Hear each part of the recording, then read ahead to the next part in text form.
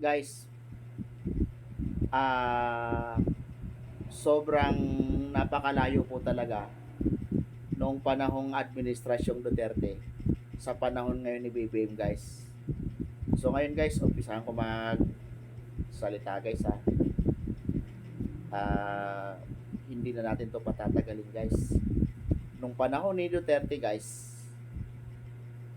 makakalakad ka ng malaya. Paglabas mo nung bahay mo, ay makakalabas ka ng bahay mo nang wala kang pangamba.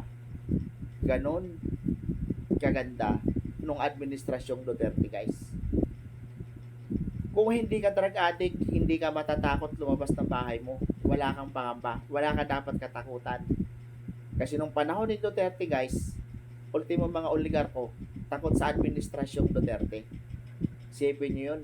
Nung araw, ang mga drug addict guys, kapag ka nakakita na ng single na motor guys, malayo pa lang, kumakaripas na sila ng takbo. At pag tiningnan mo yung kanilang pinagdaanan guys, akala mo may dumaang signal number 4 na bagyo guys. Ang linis ng karsada, tangay na tangay nila yung mga alikabok. Sa sugat tulin nila tumakbo. Ngayon guys, sa maniwala at sa hindi kayo guys, ang mga drug addict ngayon guys, mga vlogger na rin. At gamit na gamit sila ng mga tiwaling politiko. At ang nakalulungkot mga kababayan, ang kanilang mga content, kundi siraan ng mga Duterte, murahin ang mga Duterte. Alam nyo guys, nakakalulungkot guys eh. Kasi wala ka man lang makukuhang magandang asal sa kanila. Walang ka-knowledge yung kanilang mga kwento, yung kanilang mga content guys.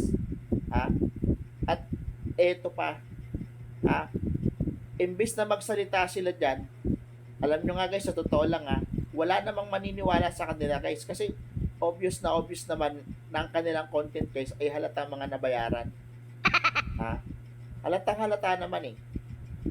At yung kanilang mga content guys ay talagang pagmamasdan mo yung kanilang mga mata ay talaga namang halatang kung dati makikita nyo ay lubog ang panga, dilat ang mata. Ngayon guys, ang mga drug addict na vlogger ngayon guys, nagparitoke na rin ang kanilang mga mukha guys. Lumubo na yung panga, imbis na lubog, lumubo na, at yung kanilang mata, imbis na dilat, bulat-lat na.